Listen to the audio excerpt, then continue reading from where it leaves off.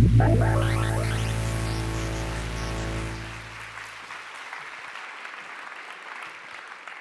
morning. Are any of you sports fans? Any sports fans? Well, I don't know if you do what I do. I think a lot of sports fans do it. You sort of measure out your life in periods in between sporting contests. So someone would say, remember that holiday we took to Greece? Oh, God, that was about 3 World Cups and 4 Olympics ago. Yeah. Or, remember that time? That was the year Cork won the Hurling All-Ireland last. Actually, nobody remembers that, but we go on. So I want to do that by bringing you back to a time 3 Rugby World Cups ago. The reason I do that is because I'm going to Tokyo in a few weeks' time, and I love mentioning that at every opportunity. But I want to take you back to the summer of 2007. I was 27. I just finished my basic specialist training in Limerick, and I had decided that the only job I could do was gastroenterology. It just wouldn't. Nothing else would work. And I applied for every gastroenterology registrar job in the country. At the time, there were 11 of them. I got 10 PFO letters, and one place didn't even bother replying to me, and that was Tala Hospital. So there was sort of middle of June, sort of unemployment is 2 weeks away, and I was struggling with my exams, and I think things weren't great, really.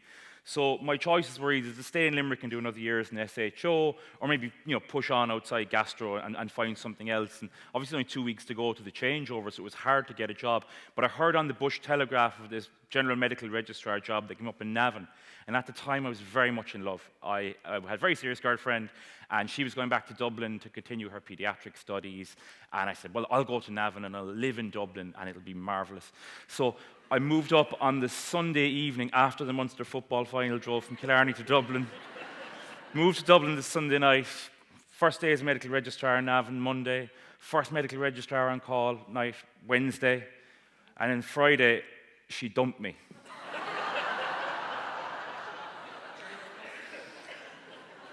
Alan, have I read this right? Is this supposed to be about getting people to communicate with empathy and humanity? I mean, what's wrong with you? Why does that get a laugh and a cheer? Can we try that again? Maybe with a slightly more appropriate response. On the Friday, I was dumped. Thank you. So my friends decided that to cheer me up, that we'd all go off to the Rugby World Cup. So one of my best mates is an engineer in the army. He bought a camper van. A bunch of us did it up, and we intended to go to France. And this was the World Cup that Ireland were going to win. I mean, so we all booked a lot of time off work to go over. And as some of you will remember, we were knocked out in the first round. So the holiday was truncated a little bit.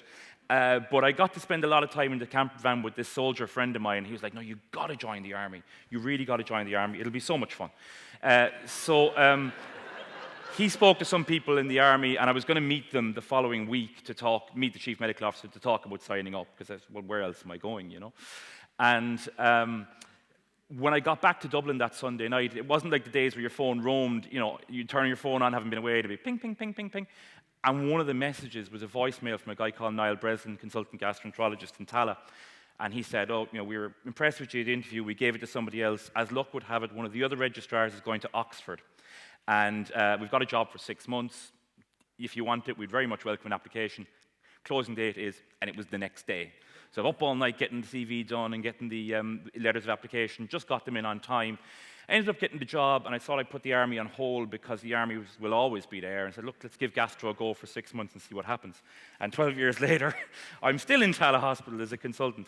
But the job I was in, everybody thinks their job is difficult. But the job I was doing then, there's 2.5 people doing it now. It was a really hard job, very long hours, loads of patients, huge commitments. And it was a kind of, I understood why the previous guy had ran from it. But I often kind of wondered why I kept going after that job, why I didn't just go back to plan A and join the army.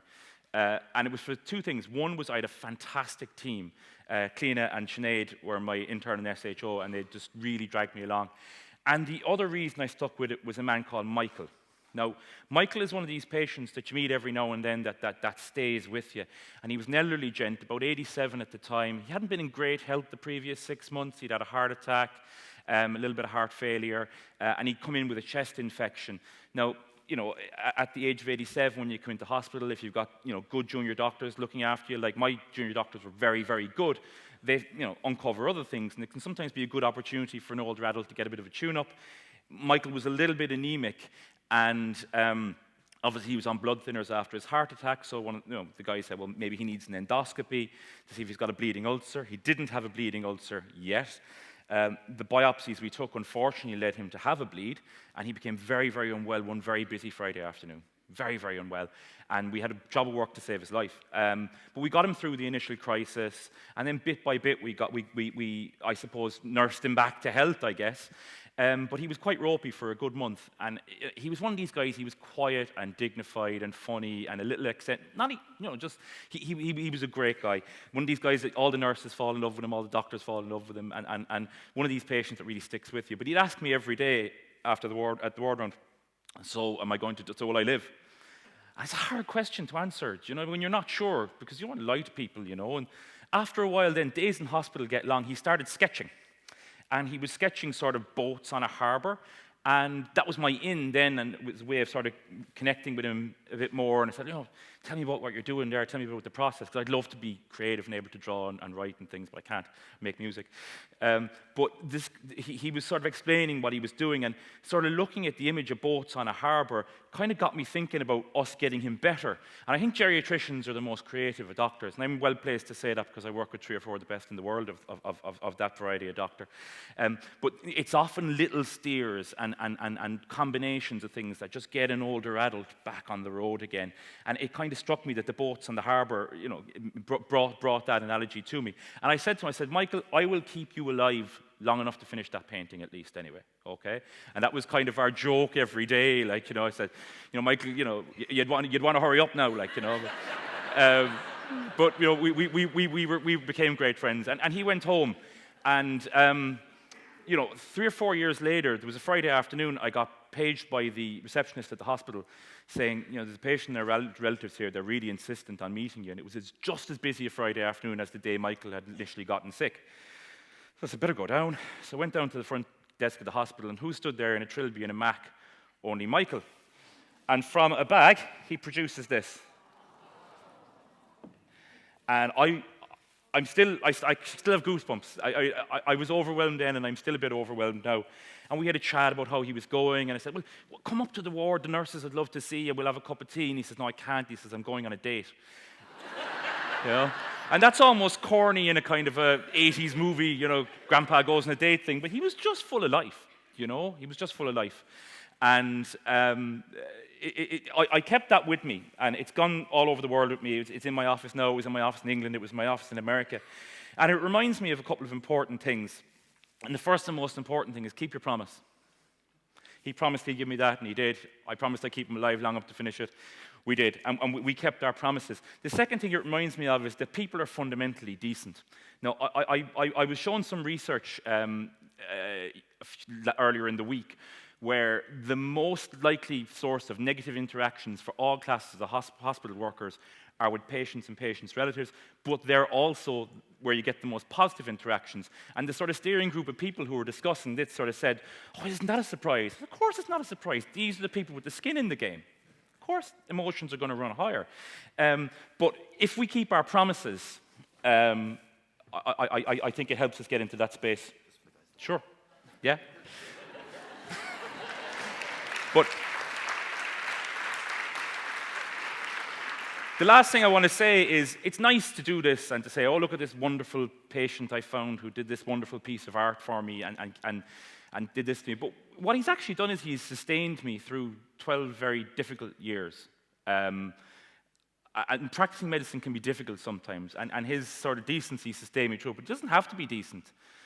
Sometimes we build a bit of a narrative about medicine that all doctors are diligent and caring, and all patients are vulnerable.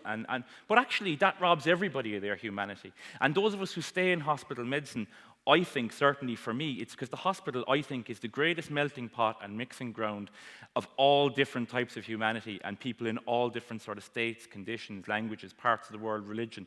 And it's absolutely wonderful. 3 World Cups later, I'll remember Michael and remember him for many years to come. Thank you for your attention.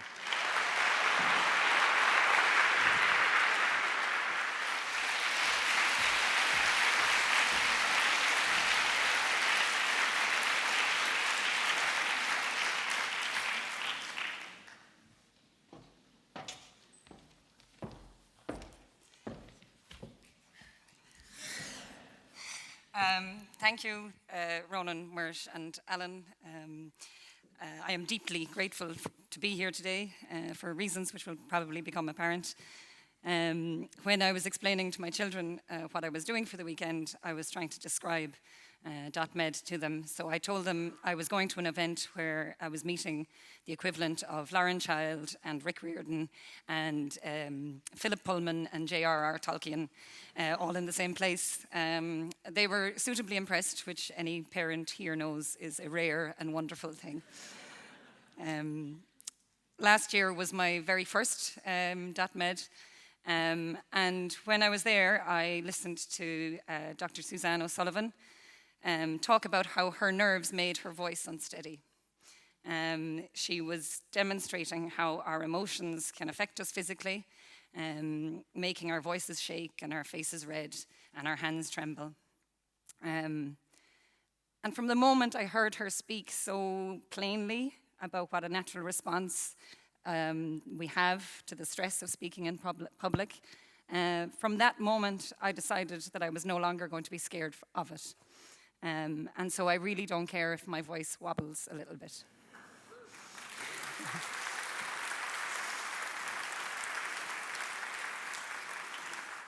So here goes. So it was on a Monday in October 2010 that I was booked to have my second elective cesarean section. So like most women, I feel I have to explain why I was being cut open instead of wrenched apart.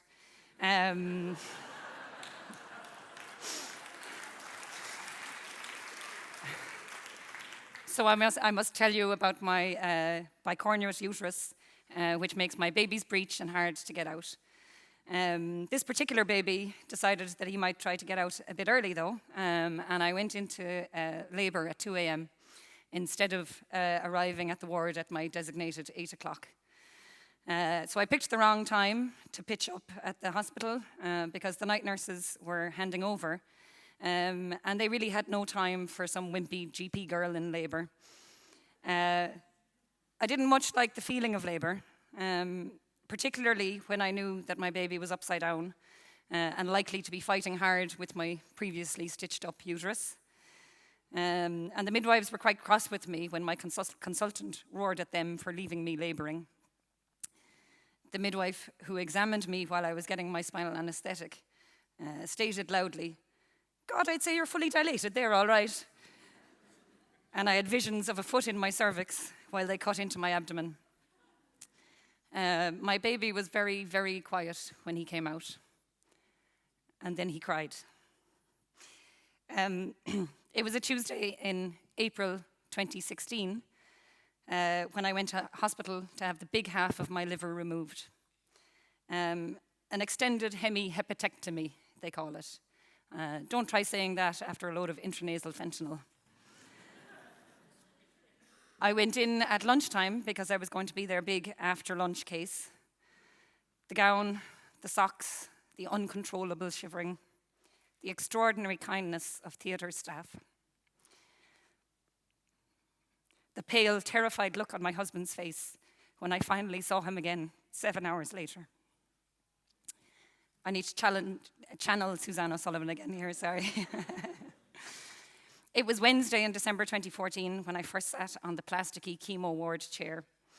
So many people everywhere, so many questions and pieces of paper, and weight and height and allergies versus sensitivities, and when did my bowels last open?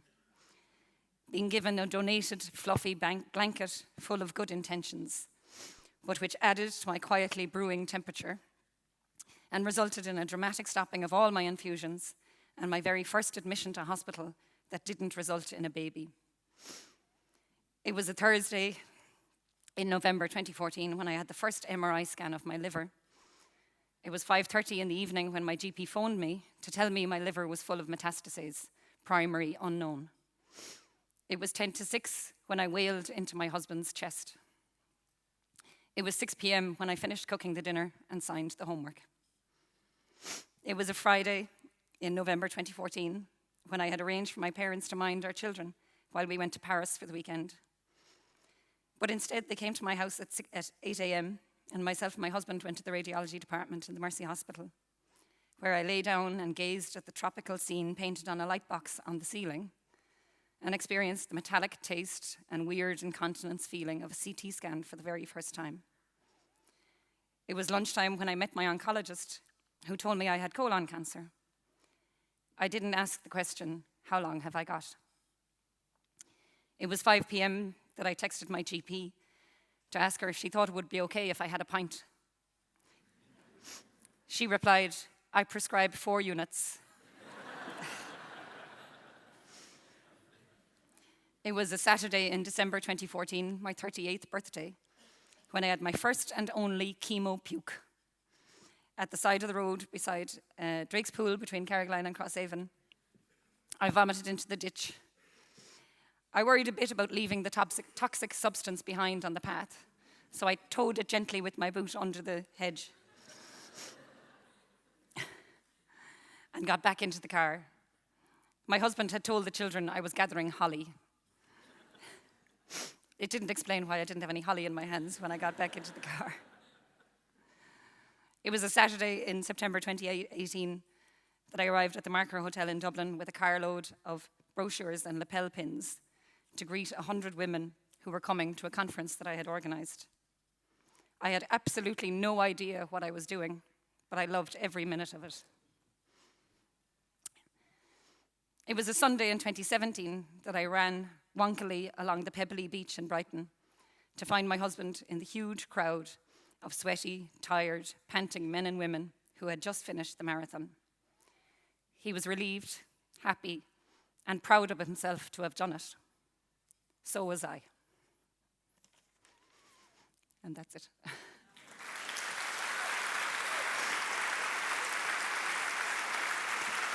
I do have...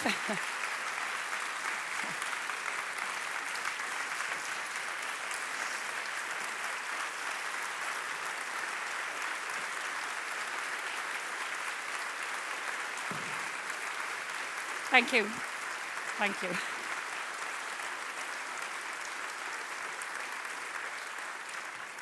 Now, I definitely need a bit of Suzanne O'Sullivan. I do have just one final thing to say. When I explained to my husband how I was going to tell this story, he turned around and he said, "Oh, a bit like Craig David, then."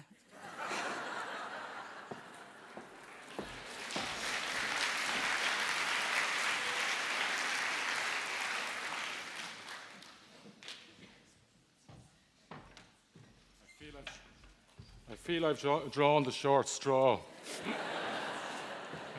Colin was earlier on. That was incredibly moving, Sarah. It really was incredibly moving. And a wonderful story as well. Colin was talking about drink metaphors and Irishisms. My favourite one was when I was standing over as we waked a patient who had died, and his ex-wife was standing beside me. And as she looked down, she said, "Doctor," she said, "a drink never touched his lips. It went straight down his gullet."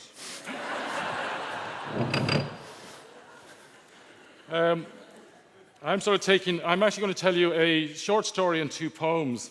And apologies, because some of you may have heard this short story. I had a second short story written, but I think it's a bit too long, so apologies if you've heard this before. This is called Herstory. How do you imagine what a waif looks like? Do you imagine them as fragile, undernourished, fine-boned, with moon-like eyes set in a pale elfin face? If that is the picture you imagine as painted, then you know what she looked like the first time I met her. She appeared in our surgery dressed in pale grey trousers, grey-green jumper, and a dull duffel coat.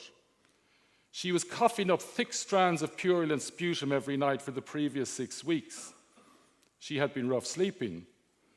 This had built up and created a pale green decorative matrix on the concrete pavement beside her sleeping bag.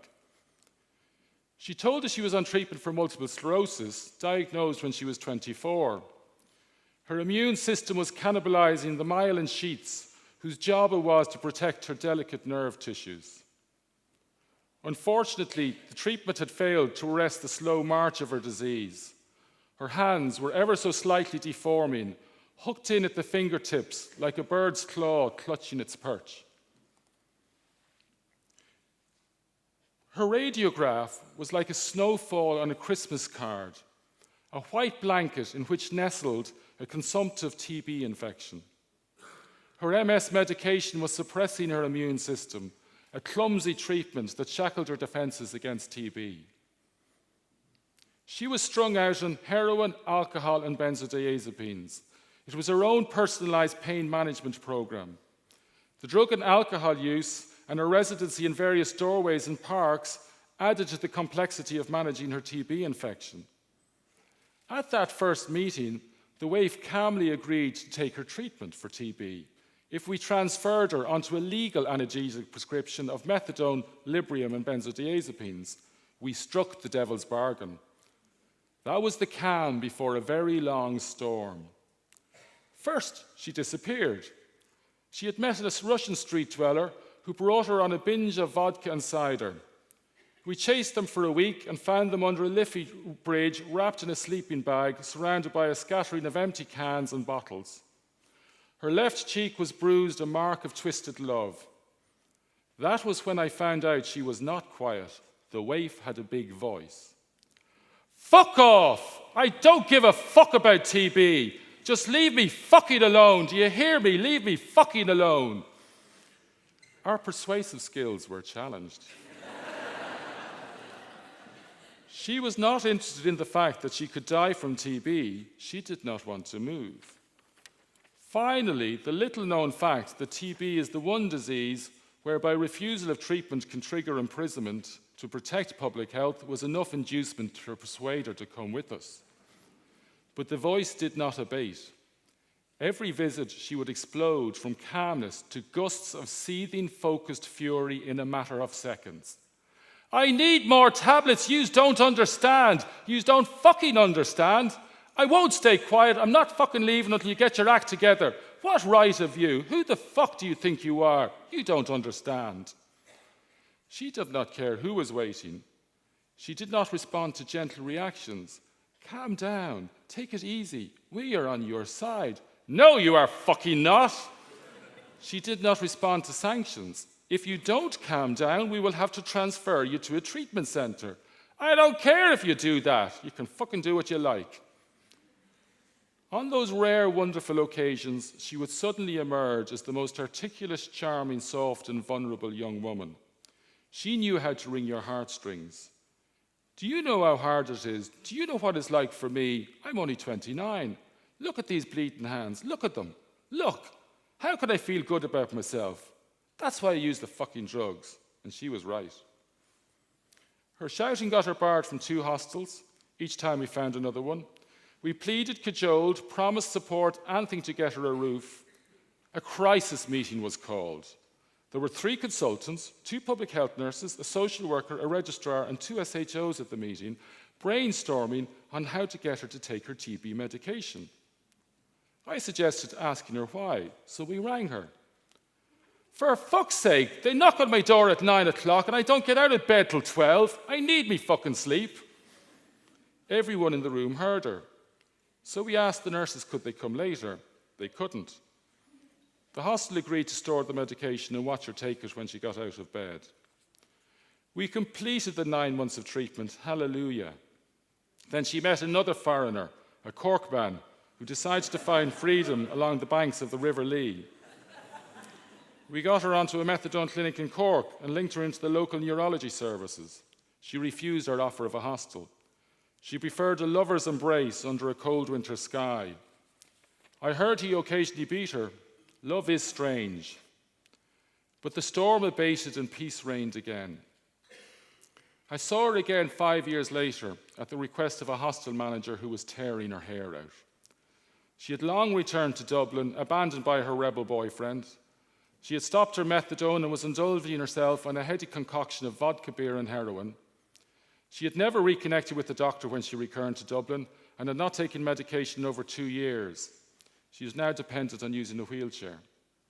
Curled up in a comma shape with full claw-shaped hands clutching onto life. She had contractures of both her legs and arms. She often could not get out of her wheelchair and on occasion soiled herself. She had an infected ulcer in her lower back that had started with a pressure sore. She tried to go to hospital but had been ejected from the emergency department due to her behaviour. She still knew how to tell people to fuck off. We brought her to the neurology outpatients and sought a sympathetic ear. We recruited a wonderful doctor and wonderful nurse who added her as an extra appointment. We weaved amongst the hospital rules, administrative obligations, and medical security checks like skiers on a wild slalom course to get her into a hospital bed without going through the emergency department. We were like thieves breaking into Alcatraz. She spent 5 weeks in hospital. She still fucking cursed and fucking shouted. She still had intermittent showers of charm. Still the doctor stuck with her, drawn to her light like moths suffering from a strange self-mutilating emotion. When we tried to discharge her, the hostel she had been in refused to take her. We found her another accommodation, and the mayhem continues. She still shouts and screams throughout the day. Her first carer lasted 24 hours, resigned after being brought to a deal with the drug dealer. Personal carers usually only last 2 months. Several staff took time off sick from a hostel due to her abuse. We got her another pharmacy who will only serve her at the end of the day when all customers have left. I call late every afternoons every few weeks, and depending on Her Majesty's mood, she will deign to see me, or else I get the fuck off. She is presently under threat of another eviction, and we still plead, cajole, and promise the earth, moon, and stars on her behalf. So why do we remain circling this wave? Why do we tolerate such behaviour? Why do we remain in some strange masochistic way fond of this force of destructive nature? Would you if you knew her story? She was an only child, but in a foster care as a baby. She had been placed with an older couple who did not know how to cope with temper tantrums. They would lock her in her room from 7 in the evening and turn the lights off. On occasions, they taped her mouth to stop her shouting. When she was older, she was moved to several other homes. In one of these, she was sexually abused by her foster father. She went from foster care to the streets and found her first love in a drop-in food hall. He protected her on the street. He beat her on the street. He introduced her to heroin and vodka on the street. One cannot predict what makes us feel safe. She was out of foster care 6 years when she developed MS. Fate is one cruel bastard. She still drinks litres of vodka. She still uses drugs. She still does not take her medication. She is slowly curling into a fetal position like some adult reversing towards the womb. She is not for this world for too much longer. We know it. Her carers and hostel staff know it. She knows it. And we remain like planets circling a dark, dying star, held in orbit by an unseen, incomprehensible gravitational force. You're now going to read a poem. The first time ever I saw your face, pale and white and full of grace, scored with a filigree of blue-veined lace to bring blood, to bring blood, to bring blood. Blood, too used to bringing opiate haze, had clotted and blocked your circulatory maze. You beseeched me to help as you held tight on my gaze, and you pled and you gasped and you sucked. So we lifted you high to air fresh and clean, and scoured out your vessels with methadone green. In the clouds you floated where angels do dream, and you shone, and you shone, and you shone. Hep C, SBE, DVT, how one's body can cope. All it needs is some food and a sliver of hope. And fun flies back and lovers elope, and you grew, and you grew, and you grew. When the baby was born, you glowed from the core, a Madonna and child for us to adore. The miracle was yours, you had evened the score. All seemed good, all seemed good, all seemed right. One slip, 2 slips was all that it took. The child stealers came and your golden word shook. And I knew that they came, but with shame could not look. And you shriveled, you shrank, and you crumpled. The last time ever I saw your face, it was blue bruised from a lover's fisted embrace. Your heroine's cheek a hollowed out space. The sun dead in your eyes, in your eyes, in your eyes. I have one last short poem, which I actually wrote last night. It's dedicated to this day.